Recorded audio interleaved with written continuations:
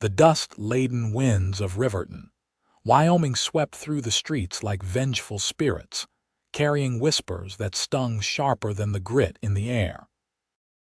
Delilah Vaughn pressed her back against the weather-beaten wall of Hargrove's general store, clutching a tattered shawl around her shoulders as she tried to make herself invisible to the passing townsfolk. It was 1875, and the promise of a new life in the West had withered like crops in drought, leaving her with nothing but the ragged clothes on her back and the constant gnawing of hunger in her belly. "Look at that pitiful creature," a woman in a fine blue dress whispered to her companion loud enough for Delilah to hear. "Wearing those rags like she's some kind of vagrant brings down the whole appearance of our growing town." Delilah lowered her eyes, her cheeks burning with shame despite the cool autumn air. At 22, she had already weathered more hardship than most faced in a lifetime. The journey west had claimed her parents to cholera, and the distant cousin who had promised her shelter in Riverton had died before she arrived, leaving her adrift in a town that viewed strangers with suspicion and the destitute with contempt. The saloon doors across the street swung open, and 3 men emerged, their laughter rolling through the street. One of them caught sight of Delilah and nudged his companions. "Hey boys, look at our town scarecrow. Bet even the crows are too embarrassed to come near her." Their cruel laughter cut through her like a knife. She pushed away from the wall, determined to make it to the small lean-to behind the livery where she'd been sleeping without further humiliation. "Best get moving, miss," the storekeeper called from the doorway, his voice not unkind but firm. "Can't have you scaring off the paying customers." Delilah nodded wordlessly and began walking down the dusty street, keeping her eyes fixed on the ground. The weight of stairs followed her, each one another stone in the growing burden she carried. 6 weeks in Riverton had taught her that kindness was as rare as gold and twice as precious. She was so focused on avoiding eye contact that she didn't notice the approaching rider until the shadow of his horse fell across her path.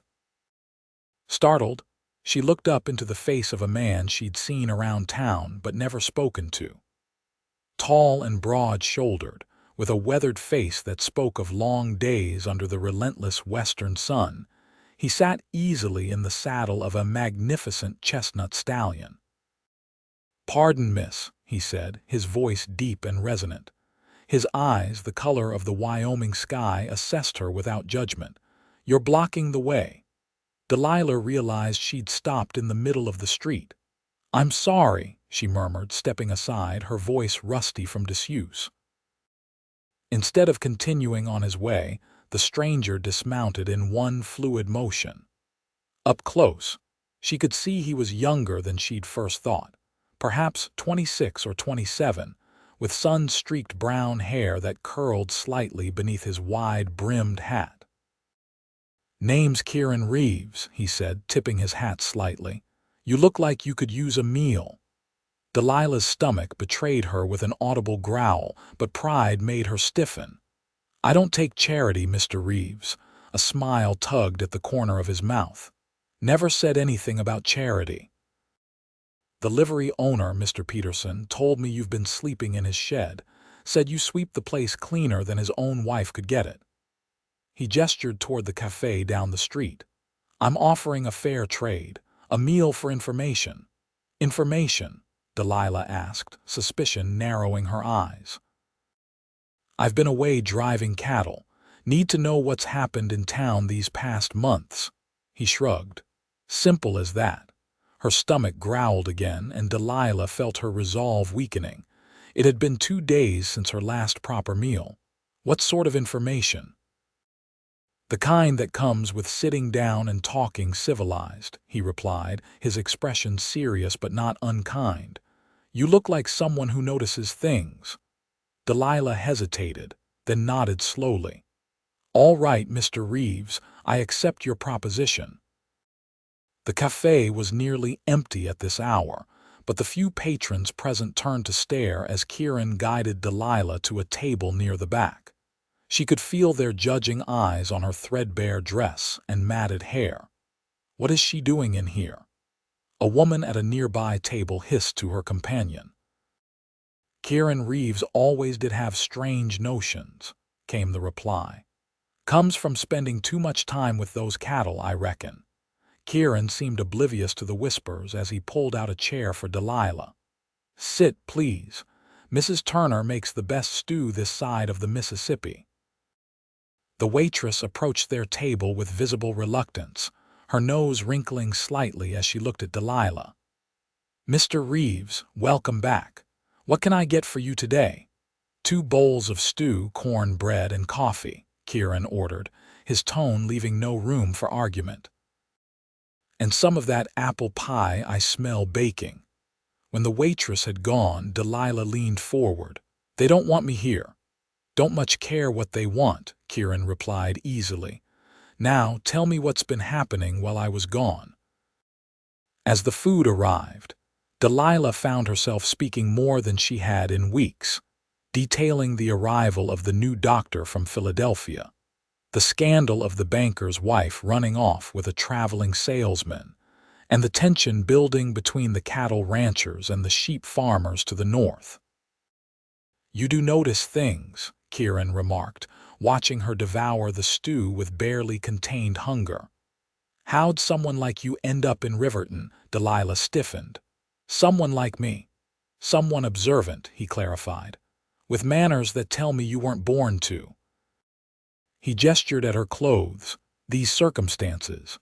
She set down her spoon, suddenly self-conscious.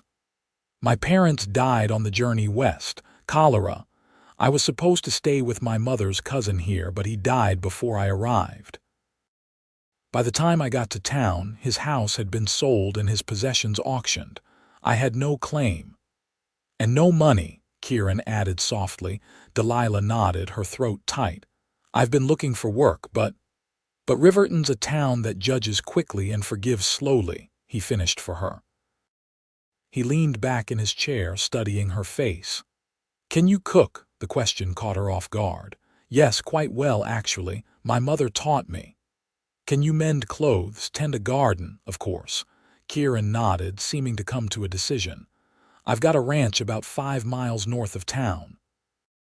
Nothing fancy, but it's growing. My housekeeper left last month to care for her sick sister in Denver. Haven't had a decent meal since." He met her eyes directly. "I'm offering you a job, Miss Vaughn." "Delilah Vaughn," she supplied, her heart beginning to race. "You don't know me, Mr. Reeves. I could be anyone," he shrugged. "You've been sleeping in a shed for weeks without stealing so much as a horseshoe from Peterson. That tells me enough." He named a monthly wage that made her eyes widen. "Room and board included." "It's honest work, Miss Vaughn, and I'm an honest employer." Delilah searched his face for any sign of deception or ulterior motive, but found only straightforward regard. "Why would you help me?" Kieran's expression softened slightly. 5 years ago, I rode into this town with nothing but my horse and the clothes on my back. Someone gave me a chance. Seems only fair to do the same." He stood, placing coins on the table. "Think about it. I'll be at the mercantile for the next hour, then heading home." After he left, Delilah sat staring at her empty bowl, her mind racing. It could be a trap. He could be lying. But the alternative was another night in the drafty shed, another day of scornful glances and empty stomachs, and there had been something in his eyes that spoke of decency. An hour later, she found him loading supplies into a wagon outside Hargrove's. "Mr. Reeves," she called, approaching with what few possessions she had bundled in a faded shawl. "I accept your offer." Kieran nodded, his expression unreadable. "Get in the wagon, Miss Vaughn. We've got daylight to burn." As they left town, Delilah felt the weight of Riverton's stares following them, but for the first time in weeks, she allowed herself a flicker of hope. The Reeves ranch came into view as they crested a gentle hill, a modest but well-maintained two-story house with a large barn and corral beside it. Several outbuildings dotted the property, and in the distance, a herd of cattle grazed on the open range. It wasn't grand, but to Delilah's eyes, it looked like paradise. "It's not much," Kieran said as he guided the wagon toward the house. "Built most of it myself over the past few years." "It's lovely," Delilah replied honestly. After weeks of homelessness, any roof would have seemed magnificent, but there was a solid charm to the place that appealed to her. A dog came bounding around the corner of the house, barking joyfully at their approach. Behind it, a young boy of about 12 emerged, his face lighting up. "Uncle Kieran," he shouted, racing toward the wagon. Kieran grinned, the first genuine smile Delilah had seen from him. "Thomas, what are you doing here? Where's your pa?" The boy skidded to a stop, petting the horse's nose. "Pa's in the barn doctoring that mare with the bad leg. Ma sent me over with some stew and biscuits since she knew you'd be getting home today." Kieran jumped down from the wagon and ruffled the boy's hair. "Your ma's a saint. Thomas, this is Miss Vaughn. She's going to be working here as our housekeeper." Thomas regarded her curiously, taking in her ragged appearance without comment. "Nice to meet you, madam. Does this mean we'll get real food again? Uncle Kieran burns everything he tries to cook." "Thomas," Kieran admonished, but there was no heat in it. "I'll certainly do my best," Delilah promised, charmed by the boy's forthright manner. A tall man emerged from the barn, wiping his hands on a rag. The family resemblance was unmistakable, the same broad shoulders and direct gaze, though this man was a few years older. "Daniel," Kieran called. "Come meet Miss Vaughn." After introductions, Daniel Reeves explained that he ran the neighboring ranch with his wife Sarah and their 3 children. "We've been keeping an eye on this reprobate's place while he was driving cattle to Cheyenne," he said with obvious affection for his younger brother. "And making sure I don't starve," Kieran added. "Speaking of which, let's get inside and see what Sarah sent over." The interior of the house was simply furnished but clean. A large stone fireplace dominated the main room, with comfortable-looking chairs arranged before it. The kitchen was spacious, with a cast-iron stove, a pump for water, and cupboards that proved to be well stocked with basic supplies. "Your room's upstairs, first door on the right," Kieran told her. "Take some time to settle in. Dinner's usually at 6, but we can eat whenever Sarah's food is warmed up." Left alone, Delilah explored her new quarters, a modest but comfortable bedroom with a real bed, a washstand, and a chest of drawers. After weeks of sleeping on straw, it seemed impossibly luxurious. She ran her hand over the patchwork quilt covering the bed, fighting back tears of relief. After washing up as best she could with the limited water in the pitcher, she changed into her only other dress, nearly as worn as the one she'd been wearing, but at least clean. Then she set about heating the stew Sarah had sent over and familiarizing herself with the kitchen that would now be her domain. Over dinner, Kieran outlined her duties: cooking, cleaning, laundry, tending the kitchen garden, and generally keeping the house in order.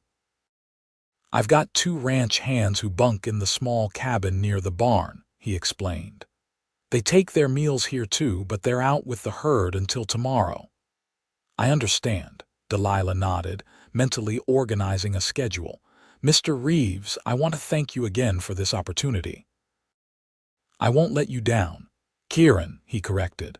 "Mr. Reeves makes me look around for my father." He studied her for a moment. "We'll ride into town on Saturday. You'll need supplies, proper work clothes." Delilah flushed, acutely aware of her ragged appearance. "I can manage with what I have until I earn my first wages." "Consider it an advance," Kieran said firmly. "Can't have my housekeeper looking like she's been through a war." His expression softened slightly. "Besides, Folks in town will talk less if you look the part. The next few days passed in a blur of activity as Delilah threw herself into her new role. She scoured the house from top to bottom, took inventory of supplies, prepared hearty meals for Kieran and his two ranch hands Jose and Emmett, and began planning a larger kitchen garden for the spring. The ranch hands, initially wary, warmed to her quickly after their first meal, a savory beef stew with dumplings that had them scraping their bowls clean and asking for seconds. "Miss Delilah," Emmett declared, "if you cook like this every day, I might never leave this ranch." "Don't get any ideas," Kieran warned, but his eyes crinkled with amusement. "I hired her for her cooking, not to be gawked at by the likes of you two." On Saturday morning, Delilah rose early to prepare breakfast before their trip to town. She'd washed her better dress again and mended it as best she could, though the fabric was so worn that the repairs were clearly visible. When Kieran saw her efforts, something flickered in his eyes, an emotion she couldn't quite identify. "Ready for town?" he asked, his voice gentle. The journey to Riverton was filled with Kieran pointing out landmarks and boundaries of his property, explaining his plans for expansion, and asking Delilah's opinion on improvements to the house. It felt strange to be consulted, to have her thoughts valued after so many weeks of invisibility. The town looked different from the vantage point of Kieran's wagon, less intimidating somehow. Still, Delilah felt her stomach tighten as they pulled up in front of Hargrove's general store. The memory of scornful glances and whispered insults was still fresh. "Supplies first, then clothing," Kieran declared, helping her down from the wagon. Inside the store, Mr. Hargrove's eyebrows rose at the sight of Delilah entering with Kieran, but he greeted them politely enough. As they collected household items, coffee, sugar, salt, lamp oil, Delilah couldn't help noticing the curious stares from other customers. "Heard you hired yourself some help, Reeves," a portly man in a banker's suit commented, eyeing Delilah with unconcealed distaste. "Scraping the bottom of the barrel, weren't you?" Kieran's expression hardened. "Careful, Jenkins, that's my employee you're insulting." The man snorted. "Employee, that's what they're calling it these days. Town's been wondering what happened to our resident ragamuffin." He looked Delilah up and down. "Still looks like she crawled out of a trash heap, if you ask me." Delilah felt her cheeks burn, but before she could respond, Kieran stepped between them. His voice was dangerously quiet. "I didn't ask you, Jenkins. And if I hear you've been spreading gossip about Miss Vaughn, you'll find yourself unable to sit a horse for a month." The banker backed away, muttering under his breath. Kieran turned to Delilah, his expression softening. "Ignore him. Let's finish our business here." After paying for the supplies, Kieran led her across the street to a modest building with a sign reading Mrs. Whittaker's Dress Shop. Delilah hesitated at the door. "Kieran, I can't afford anything here. The mercantile has fabric I could use to sew. You need proper clothes now, not weeks from now," he interrupted. "Consider it part of your hiring agreement." Inside, Mrs. Whittaker, a thin, bird-like woman with sharp eyes, assessed Delilah with professional interest rather than the contempt Delilah had expected. "Well, Mr. Reeves, what can I do for you today?" "Miss Vaughn needs a complete working wardrobe," Kieran stated. "At least 2 everyday dresses, a Sunday dress, aprons, undergarments, a warm coat for winter." He named several other items while Delilah stood speechless at his generosity. Mrs. Whittaker nodded, already taking Delilah's measurements with practiced efficiency. "I have 2 ready-made dresses that could be altered to fit by this afternoon. The rest would take a few days." She guided Delilah behind a screen to try on the first dress, a practical blue cotton with tiny white flowers. When Delilah emerged, she felt almost like a different person. The dress fit reasonably well, needing only minor adjustments at the waist and hem. It was simple but well made, the fabric sturdy and whole a world away from her tattered garments. Kieran, who had been examining a display of men's shirts, turned at her appearance. Something in his expression made her heart skip a look of genuine appreciation, not the dismissive judgment she'd grown accustomed to. "Well," she asked, smoothing the skirt nervously. "Beautiful," he said simply, the single word carrying more sincerity than flowery compliments could have conveyed. Mrs. Whittaker clapped her hands briskly. "Yes, that will do nicely with a few alterations. Now try the brown one, dear." The second dress, a warm brown with cream trim, fit even better. Again, Kieran's quiet beautiful made her flush with pleasure. After selecting fabric for the additional garments and arranging for delivery of the finished items, they left the shop with the blue dress properly altered for immediate wear. "One more stop," Kieran announced, steering her toward the town's only hotel. Delilah balked. "What for?" "Lunch," he replied. "And I thought you might want to freshen up before we head back. They've got proper bathing facilities." He handed her a small package. "Soap and such from Hargrove's. Take your time. I've got some business with the bank that should take about an hour." The luxury of a real bath, with hot water and fragrant soap, nearly brought tears to Delilah's eyes. She washed her hair thoroughly, dried it by the small stove in the bathing room, and dressed in her new blue gown. Looking in the mirror, she hardly recognized herself. The person staring back wasn't the desperate, hollow-eyed creature of the past weeks, but a young woman with possibilities ahead of her. When she joined Kieran in the hotel dining room, heads turned. Not with scorn this time, but with curiosity and reassessment. Kieran stood as she approached their table, his eyes warming with approval. "Thank you," she said softly as they ate. "For everything," he shrugged, seemingly embarrassed by her gratitude. "It's nothing more than decent treatment which you were owed from the start. Still, not many would have done what you did." She hesitated, then asked the question that had been troubling her. "Why did you really hire me, Kieran? There must have been other candidates for the position who weren't quite so down on their luck." Kieran was quiet for a moment, thoughtfully cutting his steak. "When I first came to Wyoming, I had nothing but my horse and the clothes on my back," he finally said. "I'd left home after my father died, convinced I could make my fortune in the West. Reality hit hard.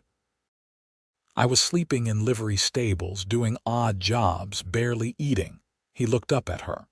"Then Daniel found me, offered me work, a place to stay, eventually helped me buy my own land." "Your brother saved you," Delilah murmured. "He did. And before you ask, no, I don't see hiring you as charity.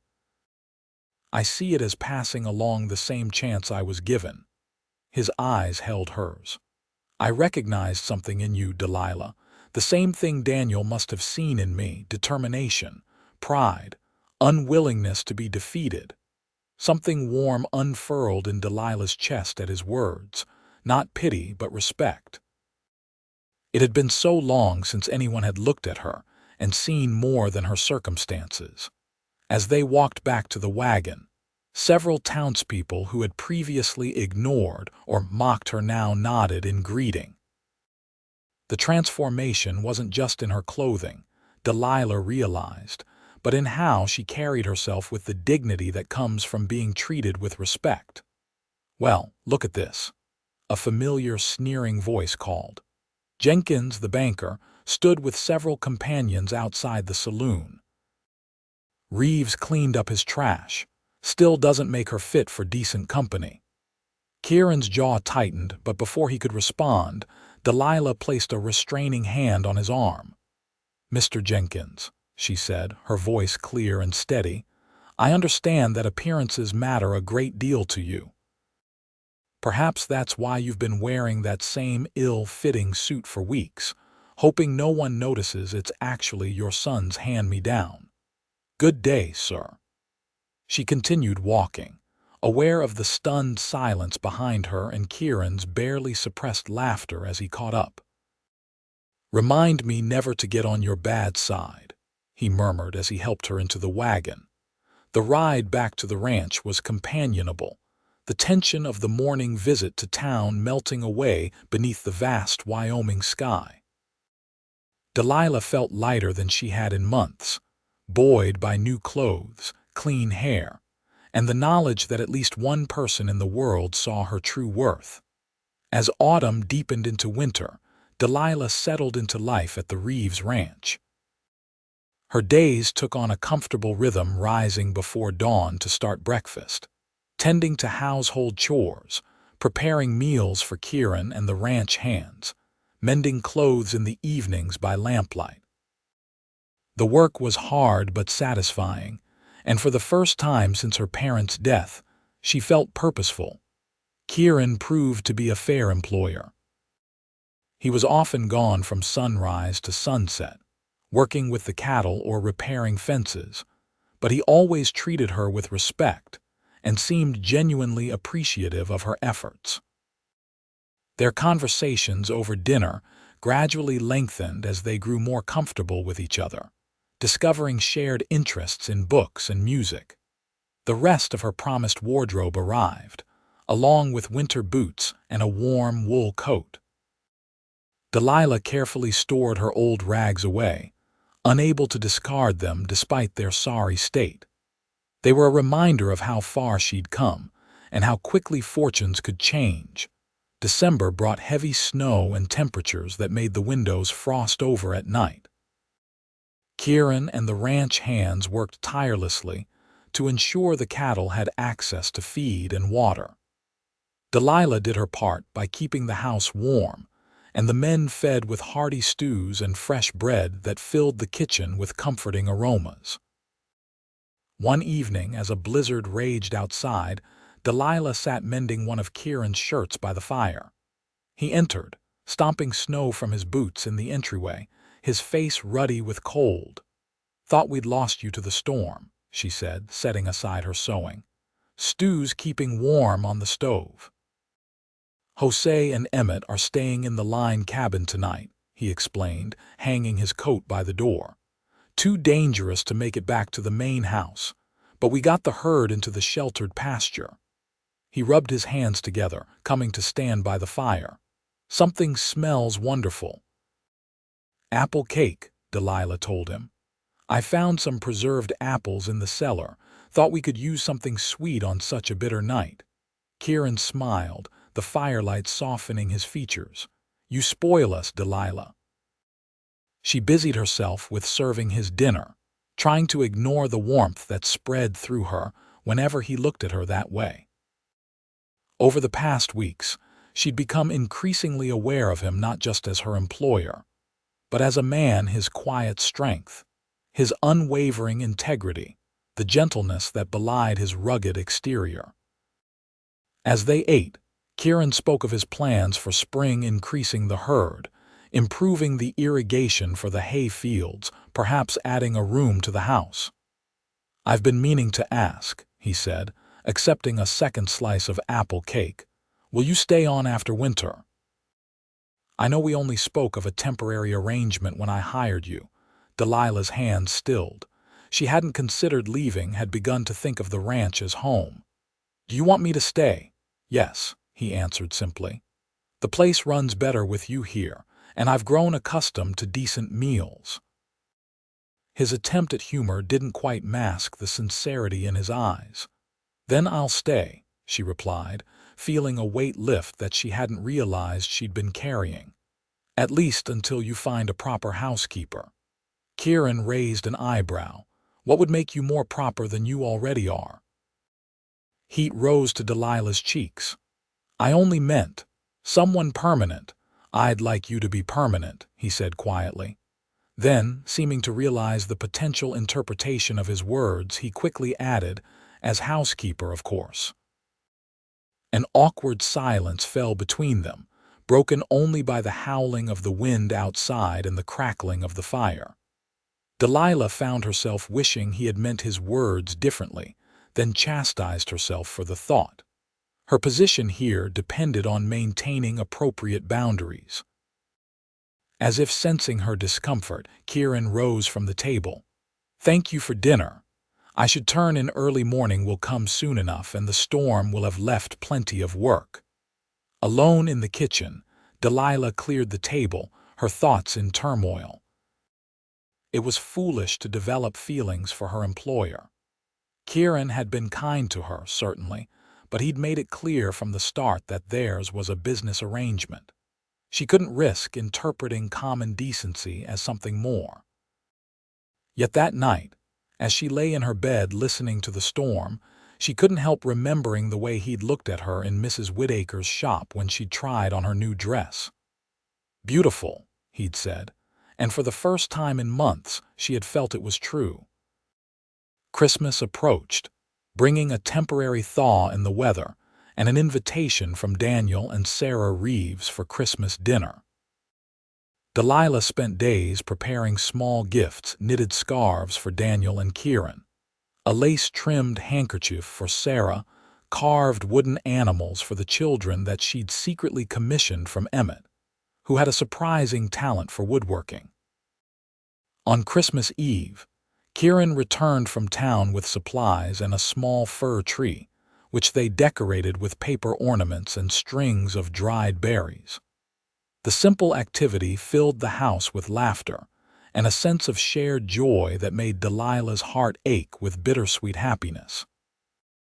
This was what family felt like, something she'd feared lost forever after her parents' deaths. "I have something for you," Kieran said as they sat before the fire, admiring their handiwork on the tree. He handed her a small package wrapped in brown paper and string. "But it's not Christmas yet," she protested. He shrugged. "Couldn't wait, I suppose." Inside the package was a beautiful leather-bound journal and a fountain pen. "You mentioned your mother used to keep a journal," he explained. "Thought you might want to carry on the tradition."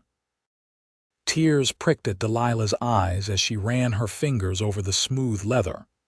It was the most thoughtful gift she could imagine, not just a beautiful object, but an acknowledgement of her past, her family.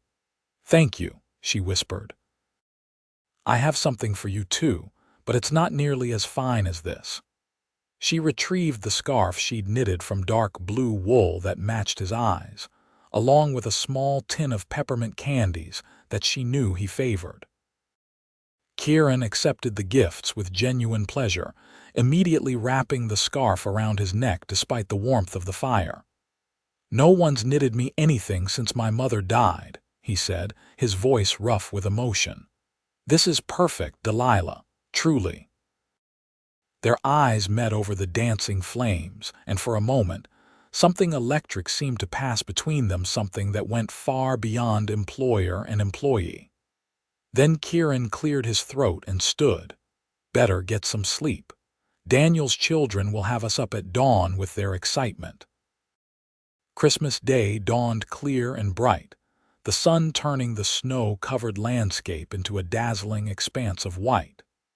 Kieran insisted on driving the sleigh himself to his brother's ranch, Delilah beside him wrapped in blankets against the cold.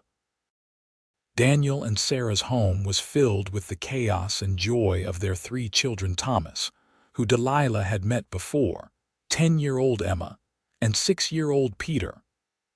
Sarah, a warm, practical woman with laughing eyes, welcomed Delilah as if she were an old friend rather than a hired housekeeper. "Kieran's told us so much about you," she said, helping Delilah remove her coat. "Says you've transformed that bachelor hovel of his into a proper home." "I've simply tried to earn my keep," Delilah replied modestly. Sarah smiled knowingly. "Well, I haven't seen my brother-in-law look this content in years, so you must be doing something right." The day passed in a blur of good food, children's laughter, and the warm embrace of family. Watching Kieran with his niece and nephews patiently answering their questions, letting them climb all over him like he was their personal mountain, Delilah saw yet another side to him. He would make a wonderful father someday, she thought. then quickly pushed the notion away. After dinner, while the children played with their new toys and the adults sat digesting their meal, Daniel raised his glass in a toast. "To family, old and new," he said, his gaze including Delilah. "May the coming year bring health and prosperity to all. And perhaps some additions to our circle," Sarah added with a meaningful glance at her husband. Daniel grinned. "Might as well tell them, love." "We're expecting another little one in June," Sarah announced, her hand resting on her still flat stomach. The news was met with congratulations and excitement. Kieran hugged his brother fiercely, then Sarah more gently. "Does this mean you'll finally name one after me?" he teased. "If it's a boy, perhaps," Sarah laughed. "Though I shudder to think of raising a child with your stubbornness." As they prepared to leave in the late afternoon, Sarah pressed a package into Delilah's hands. "A small thank you for looking after Kieran," she said. "He needs someone to ensure he doesn't work himself into an early grave." At home, Delilah unwrapped Sarah's gift, a beautiful hand-stitched quilt in shades of blue and green. "She must have been working on this for months," she marveled, spreading it across her bed. "Sarah's always had a gift for seeing what people need," Kieran observed from the doorway. He hesitated, then added, "I'm glad you came today. They think of you as family already." The word sent a pang through Delilah's heart. Family. She'd almost forgotten what it felt like to belong. "They're wonderful people," she said. "You're fortunate to have them. I know." He studied her face for a moment. "You miss your family?" It wasn't a question, but Delilah nodded anyway. "Especially at Christmas. My mother would make these incredible pastries filled with dried fruits and nuts. My father would read from Dickens by the fire." She smiled at the memory. "They would have liked you." "Would they?" Kieran asked softly. "Yes.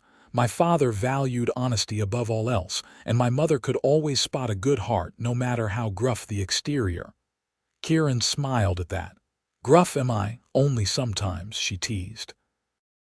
"When the cattle are being particularly stubborn or Emmets left the gate open again." Their laughter mingled in the quiet room, comfortable and warm. It struck Delilah then how easily they had fallen into this companionship, how natural it felt to share not just a home but moments of genuine connection. As winter slowly yielded to spring, these moments multiplied.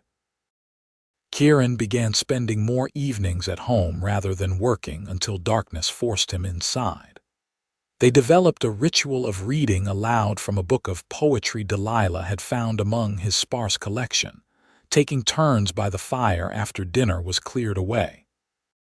One evening in early March, as melting snow dripped steadily from the eaves, Kieran returned from Riverton with mail and supplies. Among them was a letter addressed to Delilah, the sight of which made her hands tremble. It had been redirected from the Riverton post office, where she'd left her name months earlier in the faint hope that distant relatives might be looking for her. "Who's it from?" Kieran asked, noticing her reaction. Delilah examined the elegant handwriting on the envelope. "I'm not sure. I don't recognize the name." She broke the seal and began to read, her expression growing increasingly troubled. "Bad news?" Kieran asked gently when she'd finished. She handed him the letter. "It's from a lawyer in Boston. Apparently my mother's uncle died and left an inheritance to be divided among his surviving relatives. Since my parents are gone, their portion comes to me." She shook her head in disbelief. "It's not a fortune, but it's enough to change things." Kieran scanned the letter, his face unreadable. "You'll need to go to Boston to claim it, so it seems." "Will you?" His voice was carefully neutral. "Go to Boston, I mean." Delilah stared into the fire, trying to order her thoughts. "I don't know, I never expected. This changes everything." "Does it?" Kieran asked quietly. She looked up at him, searching his face. "I could start fresh somewhere, buy a small house. Not have to work as a housekeeper. Something flickered in Kieran's eyes, pain quickly masked. "You should consider it carefully," he said, returning the letter. "Boston's a fine city, I hear. Full of opportunities for a young woman of means." He excused himself shortly after, citing a need to check on a pregnant mare in the barn. Delilah sat alone by the fire, the letter in her lap, feeling strangely hollow despite the good news it contained. The following weeks brought a flurry of correspondence with the Boston lawyer. The inheritance, while modest, would indeed provide Delilah with independence. She could choose where to live, how to spend her days. The thought should have been exhilarating. Instead, it filled her with a peculiar sense of loss. The ranch had become home in a way no place had been since her parents' deaths. The idea of leaving, of not seeing Kieran each day, of not sharing quiet evenings by the fire or the small triumphs and challenges of ranch life left her feeling adrift. Kieran, meanwhile, grew increasingly distant. He spent long days in the fields, preparing for spring planting, and often retired to his room immediately after dinner. When they did speak, it was about practical matters: supplies needed, repairs to be made, meals to be planned. The easy companionship they developed seemed to have evaporated. One evening, as Delilah was kneading bread dough for the next day's baking, Kieran entered the kitchen looking weary but determined. "I've been thinking," he began without preamble, "about your inheritance." Delilah's hands stilled in the dough. "Oh. You'll need to make arrangements for the journey to Boston. The spring stage routes should be open next week, weather permitting. From Cheyenne, you can take the train east." Her heart sank at his businesslike tone. "I haven't decided yet whether I'm going," Kieran frowned. "Why wouldn't you?" "It's a chance for a new life, Delilah. A better one than scrubbing floors and cooking for ranch hands." "I happen to like cooking for ranch hands," she replied, resuming her kneading with perhaps more force than necessary. "And this life isn't so terrible as you make it sound." "But it's not what you deserve," he insisted. "You're educated, refined. You should be in a place where those qualities are valued." "And they're not valued here," she challenged, her voice rising slightly. Kieran ran a hand through his hair in frustration. "That's not what I meant. I just think you should consider what's best for your future." "And you believe that's Boston, a city where I know no one, have no connections?" Delilah shaped the dough into a loaf with quick, angry movements. "Why are you so eager to be rid of me, Kieran?" The question hung in the air between them, raw and exposed. Kieran's expression shifted from frustration to something more complex. "I'm not eager to be rid of you," he said finally, his voice low, "but I can't ask you to stay." "Why not?" The words escaped before she could stop them. Kieran's eyes met hers, intense and troubled. "Because I have no right to ask you to choose this life, this place, when you could have so much more." "What if this is what I want?" Delilah whispered. "What if Riverton, the ranch, is where I want to be?" Something kindled in Kieran's gaze, a hope quickly shuddered. "You don't mean that.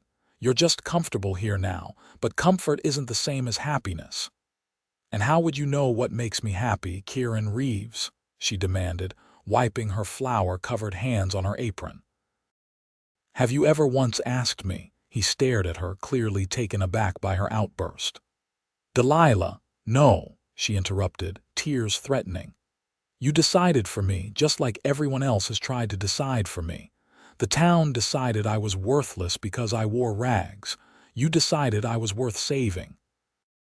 And now you've decided I should leave, without even asking what I want." With that, she fled the kitchen, leaving the bread dough on the counter and Kieran standing speechless in her wake. In her room, Delilah paced like a caged animal, trying to calm her racing heart. She'd never spoken to Kieran that way before, had never allowed herself to reveal so much of her true feelings. But his assumption that she would naturally choose to leave had broken something loose inside her, A flood of emotions she'd been carefully damming for months. She loved him. The realization settled over her with the inevitability of sunset. Somewhere between that first meal in the cafe and tonight, she'd fallen in love with Kieran Reeves, with his quiet strength, his unwavering integrity, the way his eyes crinkled at the corners when he smiled. She loved the life they'd built together on this ranch, even with its hardships and isolation. But he saw her only as an employee, a responsibility. He might care for her welfare, but not in the way she yearned for. His insistence that she go to Boston proved that. A soft knock at her door interrupted her thoughts. "Delilah," Kieran's voice was hesitant.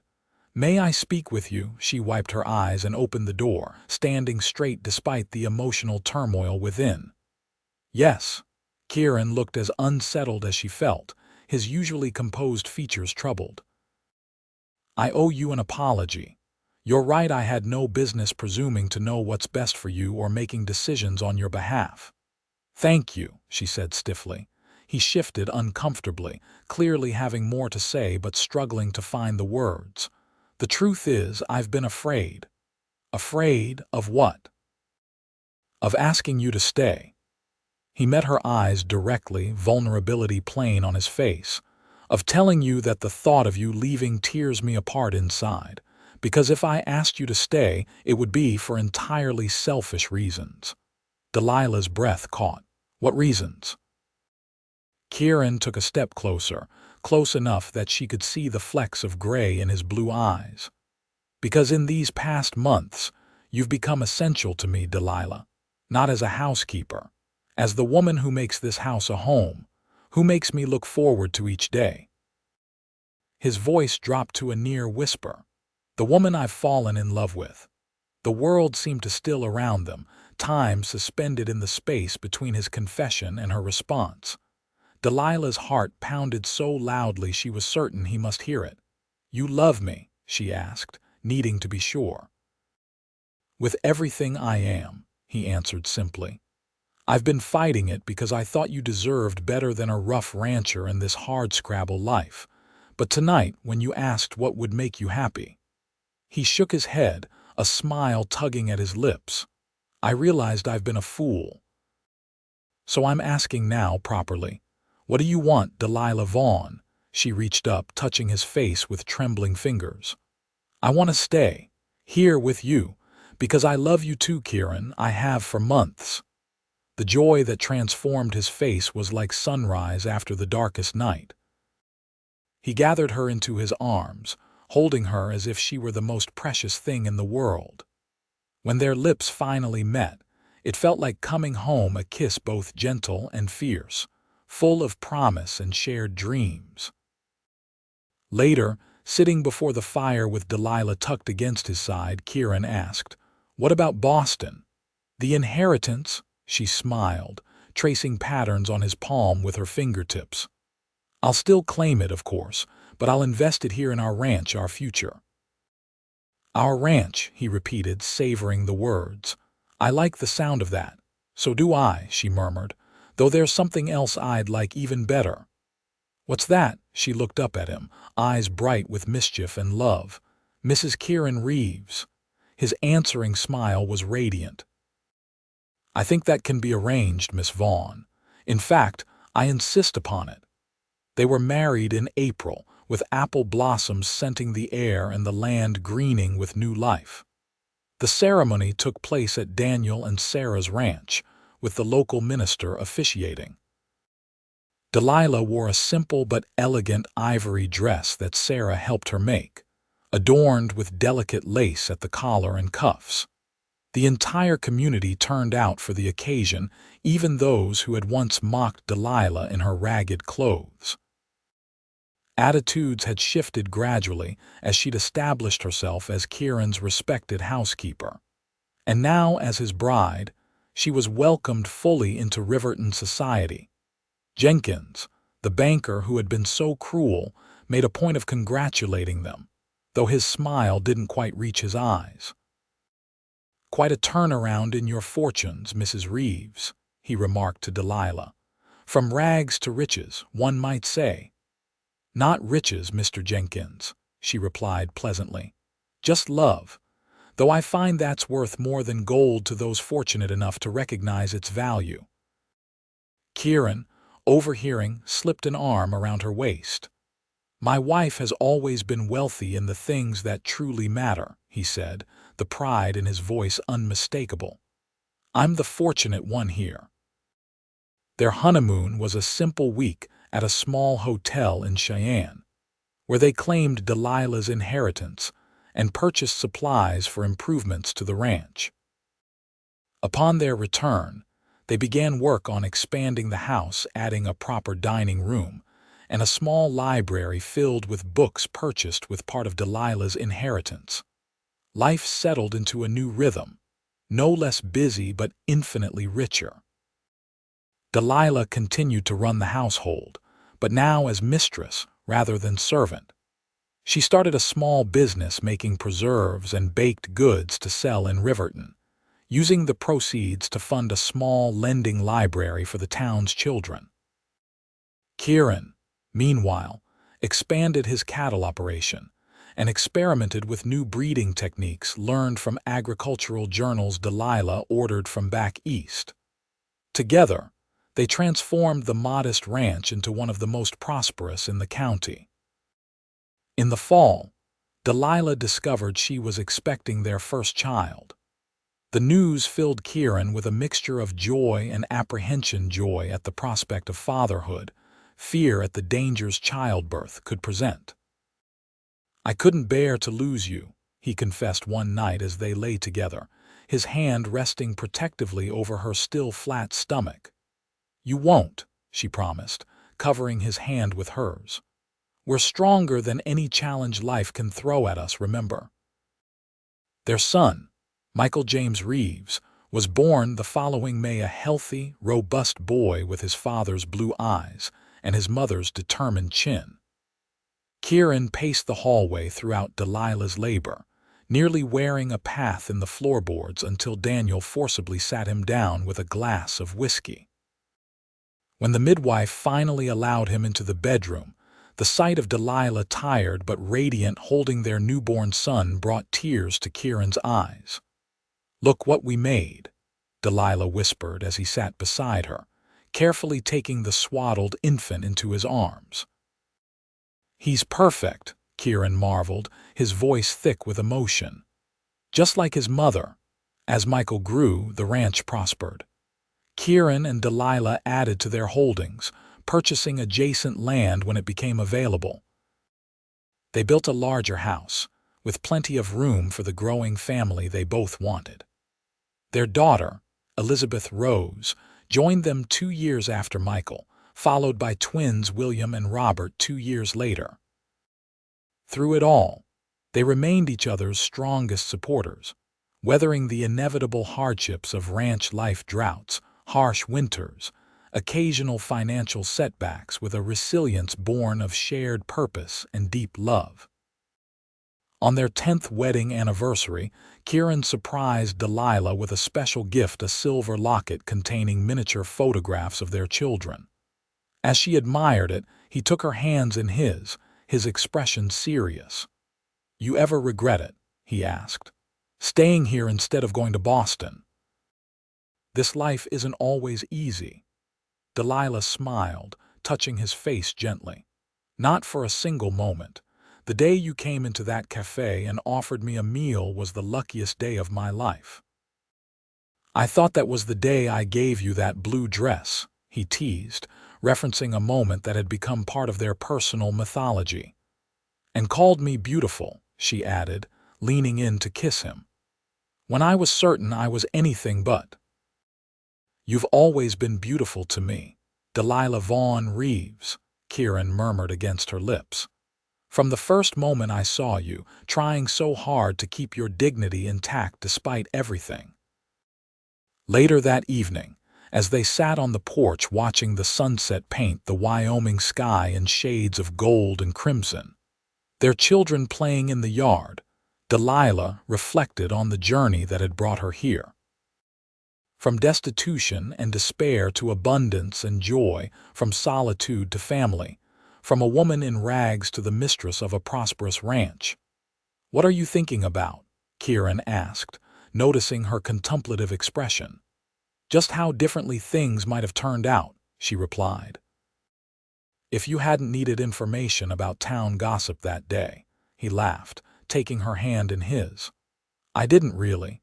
I'd only been gone 3 weeks. I just needed an excuse to talk to the beautiful woman everyone else was too foolish to see." "You never told me that," Delilah exclaimed, delighted by this revelation. Kieran grinned, unrepentant. "A man has to maintain some mystery, doesn't he? Besides, it worked out in my favor." "In our favor," she corrected, leaning her head against his shoulder. "In our favor."